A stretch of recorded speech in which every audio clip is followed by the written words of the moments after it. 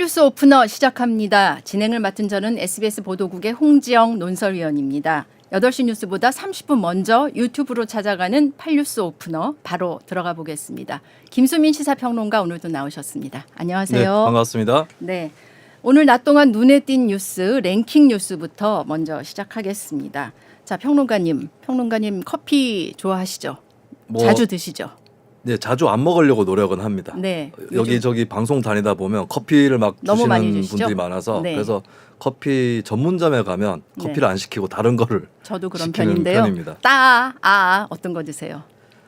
겨울이라서 따뜻한 거를 많이 먹긴 했는데 네. 평소에는 아이스를 많이 시킵니다. 네. 근데 요즘에 한겨울에도 그냥 얼음 들어있는 얼주가잖아요. 얼주가라는 얼주가. 말. 네네. 이 단어가 외신에까지 등장했다고 하네요. 네. 그럴 정도로 관심을 끌었다고 하는데 먼저 동영상부터 한번 보시죠. AFP 통신은 한국의 아이스 아메리카노 사랑이라는 제목으로 계절과 상관없이 차가운 커피를 마시는 한국인들의 문화를 집중 조명했습니다.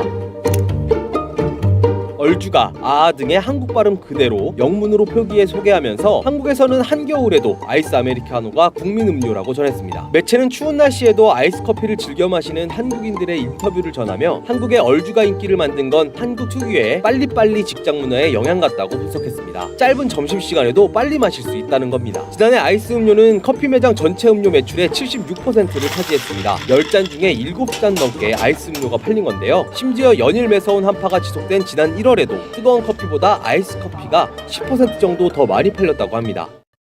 자, 얼주가 외신들이 관심 갖는 이유 이게 왜 그럴까요? K-팝 때문에 한국이 알려져서 그런 건가요? 어떻게 보세요? 한국 문화 자체에 대한 외신의 관심이 커졌다라는 건 배경으로 지목을 할 수 있을 것 같고 네. 근데 아무래도 외국 사람에 비해서 한국 사람이 조금 더 겨울에도 그렇죠. 차가운 커피를 마시는 맞아요. 비중이 높다라고 느꼈기 때문에 특별하게 더 조명이 되는 것 같습니다. 네, 맞아요. 외국 사람에 비해서 특별히 더 많이 먹는 것 네. 같기도 해요. 근데 BTS 슈가도 뭐 얼주가파 멤버라고 하나요? 근데 이 얼주가를 즐기는 게 한국의 냉면 문화와도 관련이 있다. 뭐 이런 기사도 있었나 봐요. 네, 아무래도 그러면 기존의 식문화는 과연 어떻길래 저렇게 차가운 커피를 즐기는가라고 그렇죠. 한다면은 예전에 먹었던 음식들 이런 것들을 끄집어낼 수밖에 없는 것이고 그 중에 결국 추정을 하게 된 것이 냉면이라는 음식. 그렇죠. 사실 이게 정확하게 얘기하면 냉면을 좋아하기 때문에 얼주가가 되는 것이 아니라 냉면을 좋아하는 사람들이기 때문에 얼주가도 즐겨서 하는 그렇죠. 것이다. 뭐 이렇게 볼 수가 있는 거겠죠. 냉면을 원래 겨울에도 차게 먹었으니까. 네, 그렇죠. 그리고 이 부분은 이제 어떻게 보면 한국인들이 좀 앞서 나간 부분도 있다고 보는데 이게 다 이유가 있습니다. 네. 왜 아이스 아메리카노를 즐기게 되느냐? 입안의 점막을 자극하는 수준이 아이스 아메리카노가 더 클 수밖에 없습니다. 뜨겁지 않으니까 많이 마시게 되니까 네. 한꺼번에 머금을 수 있는 양이 커지는 거죠. 네. 그때 어떤 만족감 이런 것들이 커질 수밖에 없는 것이고요. 그리고 커피의 그 각성 효과가 따뜻한 커피를 마셨을 경우에 20-30분 정도는 또 지나서 나타나는데 물론 아이스 아메리카노도 어느 정도 시간이 걸리겠죠. 다만 그 전까지 차가운 그 느낌, 그렇죠. 청량감 이런 예. 것들이 또 크게 작용을 하는 겁니다. 예, 그래서 직장인들 얘기를 들어보면 그런 게 있더라고요. 따보다 빨리 마실 수 있다. 네. 확 마실 수 있다. 그다음에 사무실에서 일하다 보면 물론 여기 사무실이 막 더워서 막 그럴 정도는 아니지만 네. 코트를 입고서도 막 공기도 답답하고 속도 답답하고 그래서 좀 시원한 걸 먹고 싶다. 이런 이야기들도 많이 해요. 어찌 그렇죠. 보면 스트레스 많이 받는 직장인들의 단면 같기도 하다. 이런 생각도 좀 들기는 하더라고요. 어떻게 보면 각종 기기에 둘러싸여서 살고 있고 또 난방도 잘 되는 편이기 때문에 네. 차가운 커피 정도 마시더라도 몸에 올랐던 열을 식혀줄 수 있는 좋은 음료다. 겨울에도 그렇다. 이런 네. 생각들을 하시는 것 같습니다. 그렇습니다. 다음 랭킹 뉴스 넘어가 보죠. 카카오톡에서 내 프로필을 바꿔도 그동안은 누가 그걸 봤는지 알 수가 없었는데 이제 프로필을 바꾼 뒤에 누군가 그걸 조회하면 누가 내 프로필을 봤는지 금방 알 수 있다 그래요. 이게 네. 좋은 기능인지 나쁜 기능인지 모르겠는데 어떤 건가요? 그러니까 누가 봤는지 조회할 수 있는 기능은 아닙니다. 정확하게 얘기하면. 네. 근데 이거를 좀 복합적인 방법으로 추리를 할 수 있는 그 기능이 생긴 건데요. 방문자 수 위젯이라고 해서 네. 그 메뉴를 프로필 편집 기능에서 추가를 하면은 조회수가 떠요. 누가 네. 몇 명이 이 프로필 사진을 봤느냐 조회수가 뜨거든요. 그러면 생각하기에 여러 명이 봤으면 뭐 10건 떴다. 그럼 네. 10명이 누군지 어떻게 아느냐 네. 이렇게 생각하실 수 있잖아요. 네. 근데 멀티 프로필 기능이 있어서 사람에 따라서 프로필을 다르게 띄울 수 있는 기능이 있습니다. 네. 근데 여기에 만약에 누가 날 자꾸 훔쳐보는 것 같은데 라고 싶은 사람 한 명을 지목해서 그 사람용 프로필을 만드는 거예요. 네. 근데 만약에 조회수가 1이 뜬다. 음. 그 사람이 본 거다. 네. 이렇게 알아낼 수 있다는 겁니다. 아, 예, 여기서 어쨌든, 가장 네. 민감한 사람은 민감한 사람은 전 애인. 전 애인이 네, 전 걸 애인. 봤구나. 네, 전 애인이 이제 과거에 전 애인 잘 지내라. 네. 어디 뭐 얼마나 잘 지내는지 보자. 혹은 예. 보고 싶다. 이렇게 생각해서 만약에 클릭을 했는데 그것이 나만을 위해서 보여주는 프로필이었다라고 한다면 1이 떠버리는 거죠. 네. 예. 좀 섬뜩하다는 느낌도 들고 사생활 보호가 안 될 것 같다 이런 생각도 좀 들기는 하네요. 네. 개선 방법이 필요하다는 생각도 들고요. 자, 다음 뉴스 살펴보겠습니다. 어제 우리 8시 뉴스에도 나갔던 좀 가슴 아픈 소식인데요. 네. 부산의 한 아파트에 있는 커뮤니티 수영장에서 6살 아이가 수영 강습 중에 물에 빠지는 사고가 있었다는 소식 전해드렸습니다. 아이가 뇌사 상태라고 하죠? 네, 병원으로 이송이 됐지만 뇌사 판정을 받고 치료를 받고 있고요. 병원 측에서는 존엄사를 권유를 한 네. 굉장히 위중한 상태라고 하는데요. 네. 사실 많은 분들이 이해하실 것 같습니다. 부모님 된 입장에서는 그것을 받아들이기보다는 어떻게든 뭐 신락 같은 가능성을 잡고 회복이 되기를 아직은 그렇죠. 기다리고 계신다라고 하는 그런 상황입니다. 네. 근데 이게 강사가 있었는데 사고가 일어났고 네. 또 이 사고가 아파트 커뮤니티 시설 수영장에서 일어났어요. 이게 체육 시설로 등록이 안 돼 있고 편의 시설로 돼 있다고 하더라고요. 네. 그래서 안전관리법 같은 거 적용이 안 된다 이런 얘기가 있어요. 그렇습니다. 그 적용을 폭을 넓혀야 된다 이런 네. 얘기는 당연히 나오는 거고 근데 법적인 기준을 떠나서 아파트 자체적으로도 판단해서 안전 인력을 따로 배치를 했었어야 하는 거 아니냐 지적이 나올 수밖에 없는 게 그렇죠. 이 수영장의 수심이 1.4m거든요. 1.4m보다 더 키가 작은 아동들도 많기 때문에 안전 요원이 없었던 것에 대해서는 비판을 면할 수는 없을 것 같습니다. 네. 그리고 또 한 가지가 이제 그 강사의 부주의 뭐 이런 부분을 또 지적하시는 분들이 네. 있어요. 강사에게 죄를 어디까지 물을 수 있느냐 뭐 이런 건데 이번 사건이 화제가 되면서 과거 사건들을 살펴봤더니 과거에도 그런 일들이 있었고 역시 강사에게 책임을 묻기는 어렵더라 뭐 이런 거죠. 네, 2017년에도 수영 강습을 받다가 한 초등학생이 사고로 숨진 일이 있었는데요. 이때 수영 강사가 안전 관리라든지 응급처치 이런 것들을 제대로 하지 않았던 이유로 기소가 네. 됐었어요. 네. 근데 결과적으로는 금고형 집행유예, 벌금 이렇게 벌금. 나왔거든요. 네네. 업무상 과실치사로 볼 수 있는데 네. 이 경우 최대 2년까지 형량을 선고를 받을 수는 있지만 여기에 대해서 고의성 입증이라든지 이런 것들이 참 어렵습니다. 네. 그래서 무죄가 나올 수도 있는 부분이고 유죄가 나온다고 해도 대부분 이런 경우가 초범, 전과가 없는 그런 상황이라서 그 정상 참작, 감경 요소가 되는 거죠. 그래서 네. 무거운 실형을 사는 이런 경우가 잘 없다고 하는 네. 그런 전례들이 있습니다. 예. 처벌 여부를 떠나서 이런 사고가 다시는 없도록 여러 가지 법적, 제도적인 이런 그 장치가 필요할 것 같네요. 그렇습니다. 네. 자, 오늘의 본격 토크 이슈 오프너로 이제 들어가 보겠습니다. 오늘의 주제 바로 가보죠. 자, 이슈 오프너 정치 오늘 준비했는데 이재명계 좌장이라고 불리는 정성호 더불어민주당 의원이 지난해하고 올해 두 번 수감 중인 김용 전 민주연구원 부원장 그리고 정진상 전 민주당 대표실 정무조정실장을 면회한 사실이 알려졌죠.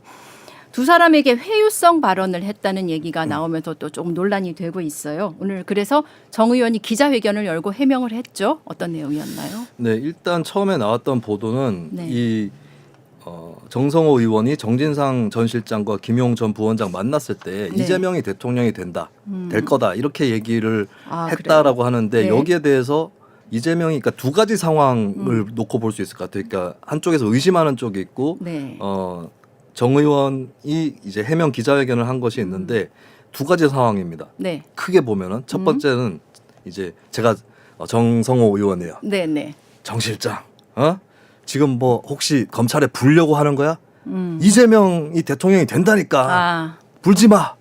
이렇게 했었다. 그러니까 네. 회유했을 거다라고 네, 회유했다. 하는 첫 네. 번째가 이제 검찰에서 의심을 하고 있는 것 같아요. 그렇기 때문에 보도가 나온 건데, 네. 근데 두 번째 가능성, 정 두 번째. 의원의 해명을 참작했을 때 두 번째 가능성은 그냥 너희들 고생이 많지. 근데 열심히 해. 이재명이 대통령이 될 거야. 뭐 아마 이런 얘기가 나올 수도 있어요. 네. 뭐 요즘에 윤석열 대통령 하는 거 보니까 국민의힘도 그렇고 이재명 대표가 대통령이 될 거야. 힘내. 좀만 더 참아. 예, 그러니까 위로와 격려 네. 그리고 정세 낙관적인 정세 인식 예, 이런 예, 예. 가능성인데 두 가지가 있는 것이죠. 네. 자, 그런데 정진상 실장도 정성호 의원도 이 검찰이 이런 내용을 언론에 접견 내용까지 알리는 거는 이건 악의적인 언론 플레이 아니냐 네. 이런 거잖아요. 어떻게 보세요? 네, 접견 내용이 새어 나왔다라고 했을 때 물론 100% 검찰이 흘렸다라고 단정 지을 수는 없더라도 근데 유력하게 검찰에서 흘린 것 아닌가 이렇게 의심은 나올 수 있다고 보여지거든요. 네. 이게 특별 접견이어서 교도관이 내용을 받아 적을 수 있는 수준이었다고 하는데 일단 이제 뭐 이 누가 유출시켰는지를 떠나서 검찰이 유의해야 될 지점들이 또 생긴 것 같습니다. 네. 그러니까 예를 들면 만약에 예를 이게 들면? 네. 굉장히 중대한 상황이라면 진상 규명을 해야 되는 것인데 이게 유출되는 것이 진상 규명에 도움이 되는 것은 또 아니거든요. 네. 그리고 또 사실이 아니라고 했을 때 그 보도를 통해서 피해를 입혔다라고 비판을 받을 소지가 있기 때문에 네. 이 점은 이번에 누가 유출했던 간에 검찰에서 계속 유념을 해야 될 부분으로 보입니다. 네. 그리고 또 하나는 이제 이 검찰은 정성호 의원 접견이 회유, 증거 인멸 뭐 이렇게 보고 있는 거잖아요. 네. 그런데 정 의원은 이렇게 말했어요. 교도관이 적고 있는데 앞에서 보고 있는데 이상한 말을 내가 할 이유가 있겠느냐 네. 뭐 이렇게 얘기를 하잖아요. 반박을 하는데 근데 저희가 생각하기에는 정 의원이라는 사람이 또 그냥 보통 인물이 아니잖아요. 4선 의원이고 이재명 대표의 30년 직위였고 또 친명계 좌장 의원인데 그 인물의 비중을 생각해 보면 그 시기에 그 사람이 거기에 갔다는 것 자체가 의미 없는 행동이라고 보기는 어렵다. 네. 이런 거잖아요. 어떻게 보세요? 가서 무슨 얘기를 했는지는 알 수 없는 부분이고 함부로 재단되어서는 안 되는 영역이겠죠. 네. 다만 갔다. 거기에 면회를 하러 갔다라고 하는 것은 일단은 당국에서는 범죄 혐의가 있다라고 판단이 되고 또 도주 우려라든지 네. 증거인멸 우려까지도 가만히 돼서 구속이 되어 있는 사람인데 거기에 일단 면회를 갔다라고 하는 것은 그들의 결백을 믿고 있다라고 하는 거거든요. 물론 정성호 의원 입장에서는 동지라고 생각을 하고 있고 네. 또 동지에 대해서 함부로 뭐 의심을 할 수 없는 그런 처지긴 하겠지만 어쨌든 정치적인 책임 이 부분은 분명히 있을 겁니다. 그렇다면 앞으로 만약에 뭐 민주당에서도 부인할 수 없을 정도의 어떤 혐의들이 나온다고 했을 때는 그때는 타격은 받을 수 있다. 네. 그러니까 그런 것들을 어느 정도 사전에 그러니까 면회를 가더라도 인식하는 것이 정치인의 어떤 임무가 아닌가 그렇게 보여집니다. 아, 네. 지금 저 댓글창에 보니까요. 김수민 평론가님 연기력이 있는 것 같다 이런 댓글이 있고요. 네. 또 뭐 같은 편 사람들끼리 면회하면 당연히 그런 얘기 하는 거 아닌가 뭐 이런 의견도 있으시고 또 사이다라고 쓰신 분은요. 그렇게 떳떳하면 CCTV 있는 곳에서 면회를 하지 왜 굳이 CCTV 없는 곳에서 면회를 하나 뭐 이런 얘기를 써주셨어요. 지금 거기는 CCTV 설치하거나 그럴 수는 없는 곳 아닌가요? 이게 일반적인 접견실은 녹음이 되거나 이런 좀 더 투명한 장치들이 있는데 특별 네. 접견을 했거든요. 아. 그래서 물론 교도관이 말한 내용을 적는다고는 하는데 그래서 정 의원 말도 일리는 있습니다. 그걸 네. 적고 있는데 내가 그런 말을 했겠느냐. 그러네요. 네. 예, 그런데 정치인이 조금 더 이제 몸가짐을 조심한다라고 해야 될까요? 그렇게 친다면 일반 접견실이 더 낫지 않을까? 물론 평면적으로 비교했을 때 네. 드리는 말씀인데 뭐 그런 생각도 한편으로는 듭니다. 네. 자, 그럼 다음 주제로 한번 넘어가 보죠. 도이치모터스 주가 조작 사건 또 얘기가 많이 되고 있는데 권오수 전 회장 판결문에 김건희 여사 이름이 30번도 더 나왔다고 하잖아요. 네. 이걸 두고 이제 민주당이 더 세게 특검 요구를 하고 있어요. 판결문 내용으로 볼 때 특검을 주장할 수 있는 그런 요건이 된다고 보세요? 일단 유죄인지 무죄인지는 알 수 없는 상황이고 네. 그러면 그거를 가려야 될 필요성이 있을 때 수사를 해야 된다라고 하는 거겠죠. 근데 그렇죠. 현재 지적이 되고 있는 것은 김건희 영부인이 단순 전주 그러니까 자신이 모르는 사이에 그들이 통장을 빌려가서 주가 조작을 했을 가능성 없지 않습니다. 다만 91명의 전주 중에서 좀 내역이라든지 이런 것들에서도 자주 발견이 되는 편이고 그러면 통상 절차상으로도 이 주가 네. 조작 사건을 조사를 하면서 소환 조사를 하든지 혹은 법정에서 증인으로 출석시키는 것 이 정도는 했었어야 되는 거 아니냐 네. 그런 지적이 나오고 있고 그런데 그 과정을 검찰이 눈치 보기로 못 밟고 있는 건 아니냐 이 의혹이 나오다 보니까 특검으로 가야 된다 네. 이렇게 또 연결이 되고 있는 것이죠. 네. 그런데 지금 민주당 주장에 대해서 대통령실이 또 입장문 내놨잖아요. 네. 대통령실 입장문을 보면은 계좌 활용과 주가 조작은 다른 문제다.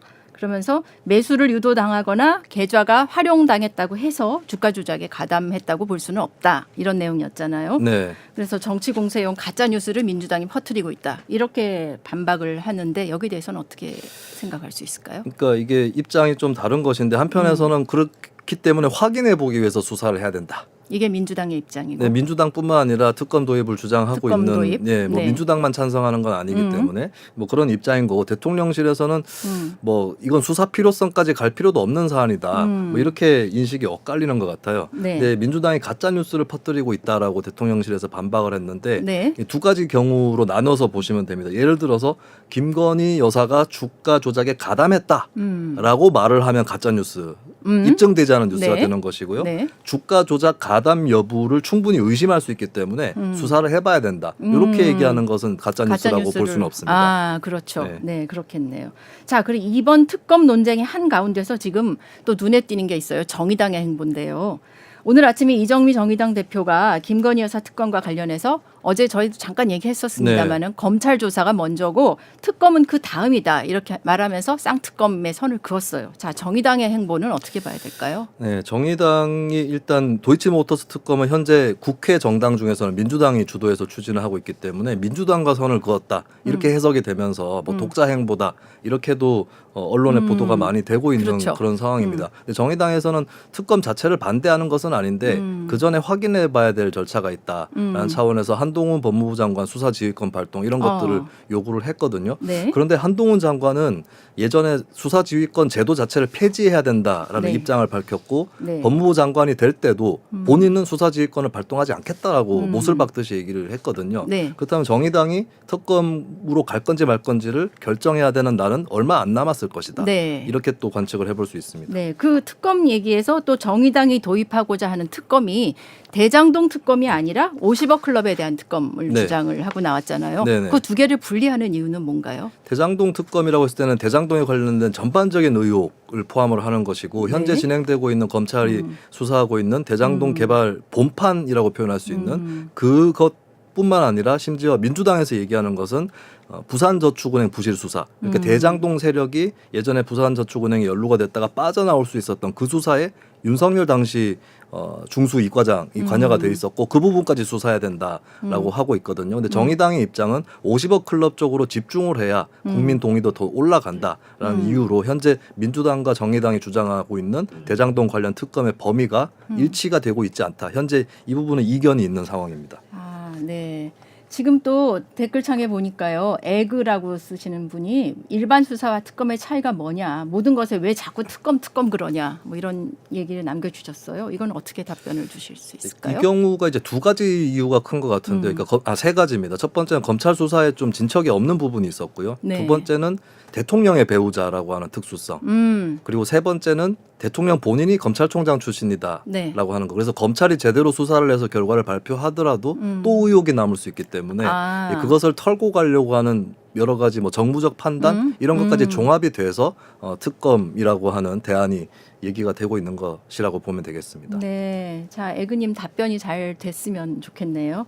자, 이제 여기서 넘어가고 어제에 이어서 이제 국민의힘 이야기를 좀 넘어가 봐야 될 것 같아요. 어제 박홍근 민주당 원내대표에 이어서 오늘은 주호영 국민의힘 원내대표 국회 교섭단체 연설이 있었어요. 일단 교섭단체 연설 좀 들어보시죠.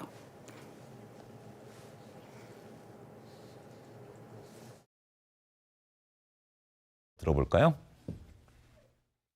제가 가장 먼저 지적하고 싶은 국회 불신의 이유는 정치인들이 부정부패를 비롯해 중대한 범죄 혐의를 받는 일이 많다는 것입니다. 특히 소속 정당이 어디인지를 떠나서 현재 이재명 더불어민주당 대표가 여러 가지 부정부패 혐의를 받고 있는 것은 더불어민주당뿐만 아니라 국회 전체 위신을 떨어뜨리고 있습니다. 정치와 국회에 대한 국민의 깊은 불신은 정치인들의 무례한 막말에서 연유하는 바가 큽니다. 우리 의원들의 막말은 차마 이 자리에서 입에 올리기도 민망할 정도입니다. 우리 국회도 가짜 뉴스를 양산합니다. 대통령과 법무부 장관이 등장하는 청담동 술자리 의혹, 페르난데스 주한 EU 대사 발언 왜곡이 대표적인 경우입니다. 진실 확인에 최선을 다하지 않은 채 성급히 가짜 뉴스를 정치에 이용하려 했기 때문입니다. 국회 불신의 또 다른 중요한 요인은 이른바 내로남불입니다. 우리 정당들은 은행이 불일치할 때가 많고 이전과 이후가 다르고 여당일 때와 야당일 때가 다릅니다. 양당 공히 이런 현상이 있지만은 특히 민주당에게서 두드러집니다. 민주당 정권 5년 전체가 내로남불의 역사였다고 합니다.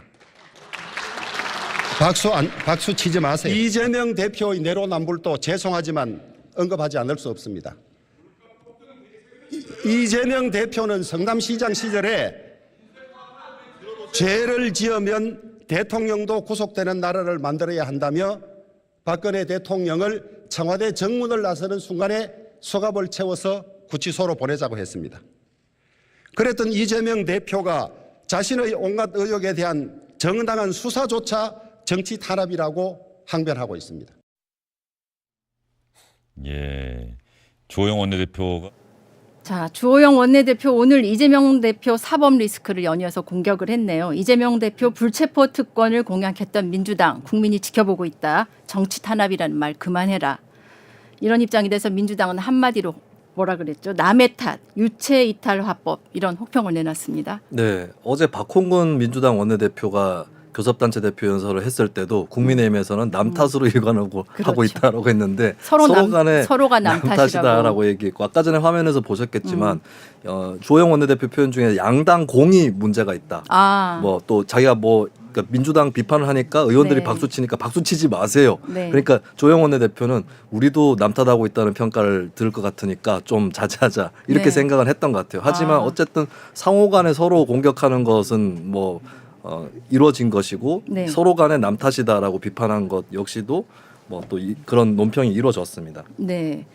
자, 국민의힘 이런 이야기가 있었고 검찰이 이재명 대표 영장 청구 여부를 조만간 결정할 거라고 하죠. 뭐 오늘 내일 중에 결정될 것 같기도 네. 하는데 자, 체포 동의안이 국회로 넘어오게 되면 이제 어떻게 되나요? 민주당은 뭐 부결을 당론으로 정하자 그런 이야기가 나오고 있는데 또 이 조응천 의원은 체포 동의안 부결 당론으로 하는 거는 결연히 반대한다 이렇게 또 얘기를 했어요. 네, 회기 중이기 때문에 체포 동의안이 본회의로 상정이 되고 결국 표결로 진행이 되는 그런 경우가 가정이 되는데요. 네. 지난번에 이미 노웅래 의원에 관련해서 체포 동의안을 처리를 한 적이 있기 때문에 그때 전례하고 비슷하게 흘러가는데 일단 당 대표다라고 네. 하는 문제에서 많은 의원들이 또 체포 동의안을 부결시키지 않을까 이렇게 전망이 나오고 있는데 조홍천 의원이라든지 이런 비주류 의원들 입장에서는 당 전체가 대표를 방탄하고 있는 듯한 이런 모양새로 비춰지는 것이 상당히 곤란하다. 그래서 개별적으로 조홍천 의원이 자신은 가결에 투표하겠다라고 얘기를 한 건 아닌데 네. 당론을 정해가지고 들어가지는 말자. 네, 예, 네. 결국 결과를 보고 평가할 수 있도록 하자. 이 정도 입장을 피력한 걸로 보입니다. 자, 여기서 또 정의당이 또 입장이 또 주목이 돼요. 정의당이 체포 동의안에 대해서 이재명 대표 체포 동의안에 대해서 찬성 입장을 밝혔잖아요.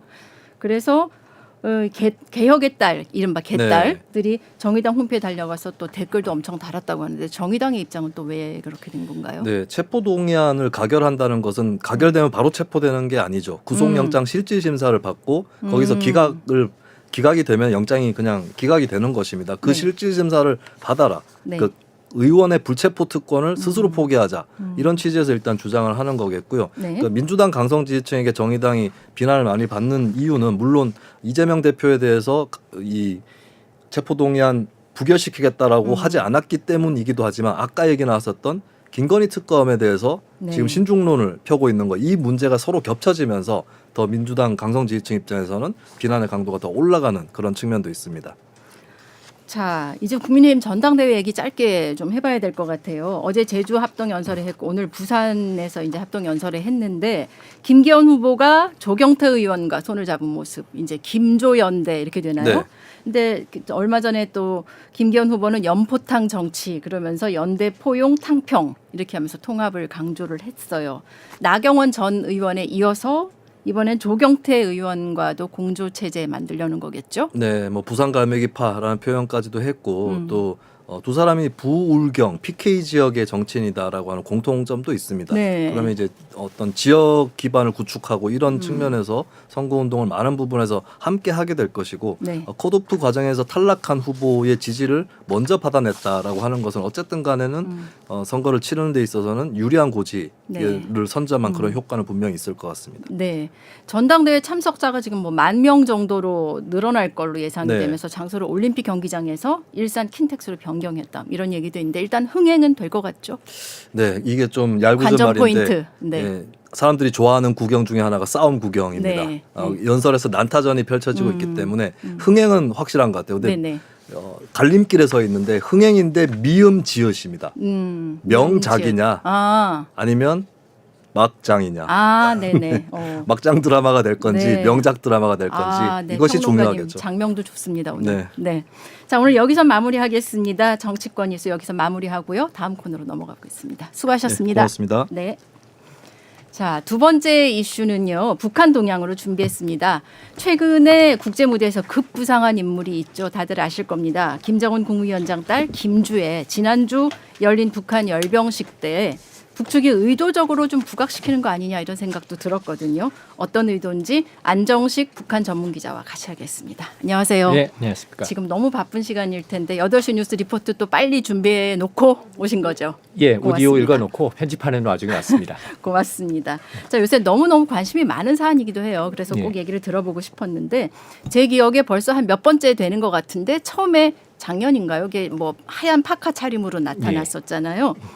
자, 이렇게 자꾸 나타나니까 벌써 5번째 군 행사에 예, 그러니까 이 후계자 구도인가요? 뭐죠? 이제 지난해 11월에 처음 나타났을 때 말씀하신 것처럼 그때 이제 학생 같은 모습을 하고 나타났었고 네. 두 번째 나타날 때는 이제 완전히 코트를 입고 머리를 제대로 하고 그렇죠. 예, 이제 성인 여성처럼 하고 나타나는데 이제 여기에 대해서 이제 많이 뭐 기사도 나왔고 여러분들 보셨던 그 얘기 중에 하나는 과연 후계자냐 네. 이런 부분인데 국내에서 김주의 후계자설을 강력하게 주장하는 분이 계십니다. 북한 네. 전문가 중에 계시기 때문에 그래요? 이 설이 살아 있는데, 네. 근데 뭐 저를 포함해서 네, 안 기자 보기에는 예, 저를 포함해서 대다수의 어쨌든 전문가들은 그 후계자를 보기는 어렵다는 설이 그래요? 많습니다. 왜냐하면 네. 김주애가 지금 2012년 말이나 2013년 초에 태어난 걸로 보고 있는데, 그럼 몇 살인가요? 그러면 2013년 초로 보면 만 10살 정도 되잖아요. 네. 근데 어쨌든 10살 된 아이를 후계자로 정한다. 그렇죠. 이건 좀 상식적이지 않지 않습니까? 그렇죠. 그리고 이제 네. 자식이 김주애만 있는 것도 아니고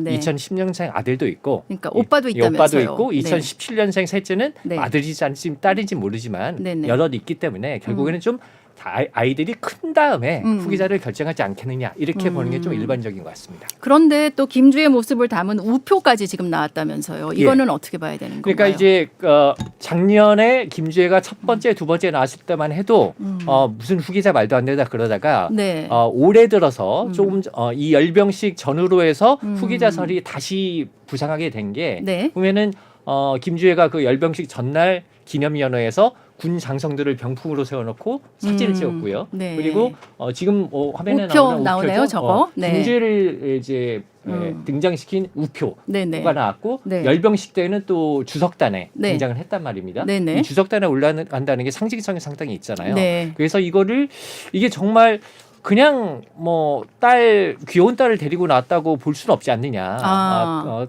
어떤 정치적인 메시지를 갖고 나왔을 텐데 네. 이게 뭐냐 정말 하는 후계자를 거죠. 염두에 둔 거 네. 아니냐 이런 네. 설이 다시 부상을 했는데 네. 그럼에도 불구하고 제가 아까 말씀드린 것처럼 10살 남짓한 아이를 후계자로 본다는 건 좀 이른 것 같고 네.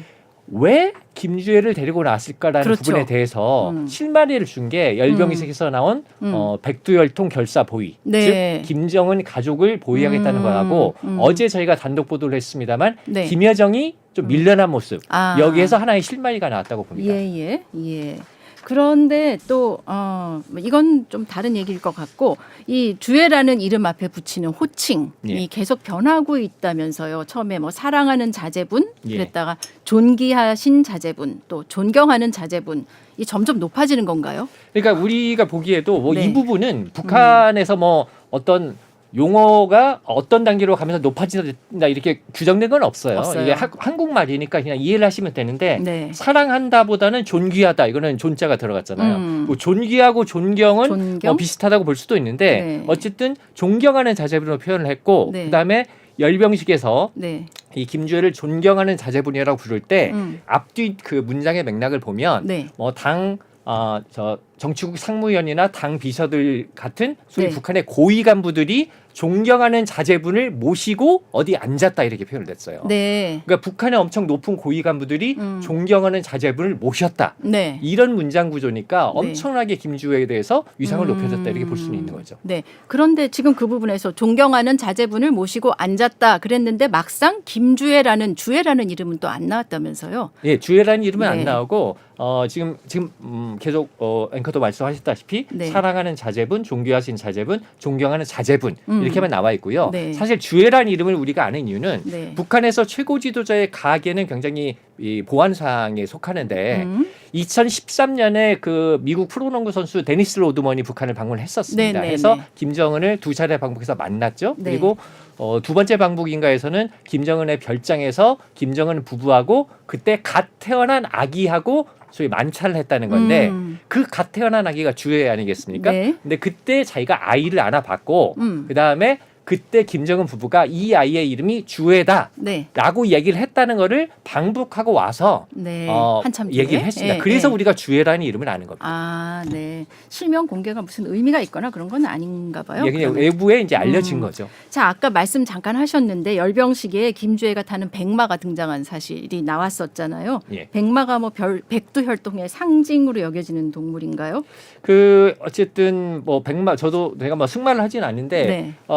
이 백마라는 게 이제 좀 뭐 어쨌든 지도자가 타는 좀 이런 이미지가 있지 않습니까? 그리고 네. 북한은 특히 네. 뭐 이 김정은이 백마를 타고 백두산 간 모습들을 기록 영화로 방송을 하면서 네. 백마를 가지고 최고 지도자의 이미지 이런 거를 많이 형상화하거든요. 네, 네. 지금 뭐 지금 나오고 화면에는 있네. 이제 열병식장에 나왔던 기병대의 선두 모습이 네. 나오고 있는데 네. 이번에 더 의미가 있었던 거는 뭐 김정은의 백마도 있지만 저 기병대가 이제 선두로 해서 말을 탄 기병대 종대가 행진을 했는데 북한이 뭐라고 설명했냐면 저 선두 리더가 탄 백마 다음에 좀 작은 백마가 지나갑니다. 네. 근데 네. 그게 이를테면은 주의 말인가요? 주의 말이라고 이게 주의라고 하진 않았죠. 네, 근데 네, 네. 표현을 뭐라고 했냐면 제가 그랬겠죠. 사진 보면은 사랑하는 자제분께서 제일로 사랑하시는 아. 충마가 뒤를 따라서 이끌어간다. 아. 그러니까 사실상 김주애가 타는 말이다라는 거를 공식적인 열병식장에서 얘기를 했다. 네. 이 부분도 또 굉장히 특이한 부분입니다. 네, 저는 저 백마 탄 모습을 보면서 그 생각을 했는데 제가 파리 특파원 시절에 이제 그 박물관 이런 데 가보면요. 예. 나폴레옹이 탄 말 아마 다들 기억하실 거예요. 나폴레옹이 백마를 타고 알프스를 넘는 그 예. 다비드의 그림 있잖아요. 이렇게 예. 앞발 들고 있는 그게 백마였거든요. 그게 예. 사실은 노새를 타고 알프스를 넘었대요. 당시에는. 그렇습니까? 네, 근데 이 다비드라는 화가는 그 나폴레옹의 이미지 메이킹을 맡은 화가예요. 예. 그래서 그거를 백마로 바꿨다 이런 얘기가 있었어요. 네. 그런 얘기가 그 그림 설명에 나오거든요. 예. 근데 그걸 보면서 스위스에서 유학한 김정은이 또 저걸 이용하려고 하나 저는 그냥 보면서 개인적으로 그런 생각을 좀 하기도 했습니다. 예, 네. 어쨌든 최고 지도자 이미지를 각인시키는데 백마를 네. 상당히 활용을 하고 있습니다. 네. 자, 시간이 얼마 안 남아가지고 이번에 또 그 김여정 예. 이번엔 좀 물러난 모습을 보였다는 것도 사진에서 예. 찾으셨잖아요. 예, 그 어제 얘기 저희가 좀 단독 보도를 해석해드리죠. 했습니다만 열병식장 바깥에서 네. 김정은 가족이 식장으로 들어갈 때 그 군중 뒤에 외로이 서 있는 네. 코트를 입고 외로이 서 있는 여성이 아주 조그맣게 보이는데 지금 나오는 것은 그 열병식 전날의 기념연회고요. 이 다음 그림이 지금 보시면 오른쪽 편에 원형으로 빨간 원 돼 있는 저 모습이 이제 김여정입니다. 네. 즉 김주애는 주인공의 스포트라이트를 받는데 네. 김여정은 밀려나 있었다. 이게 네. 바로 이번 열병식의 하이라이트고 그렇죠. 이게 김주애를 등장시킨 네. 결국 이유다. 네. 그러니까 결국 김정은이 자기 자녀에게 차대 세습으로 가는데 그 세습의 권력을 주는 대상은 여동생이 아니라 자기 자녀가 될 거다라는 거를 각인시키는 것이 김주애 네. 등장 근본적인 이유다. 이렇게 좀 보는 게 맞지 않을까 싶습니다. 네, 좀 더 듣고 싶은데 이제 저희 시간이 거의 다 된 것 같아요. 자, 안정식 기자 수고하셨습니다. 네. 이제 큐시트 오프너 열어봐야 될 것 같아요. 큐시트 어떤 내용이 있는지 8시 큐시트 어떤 내용이 있는지 살펴보겠습니다. 8시 뉴스 큐시트를 볼 시간이 지금 없나 봐요. 오늘 좀 빨리 들어가는 모양입니다. 여기서 마쳐야 될 것 같습니다. 자, 내일 이 시간에 다시 찾아뵙도록 하겠습니다. 감사합니다.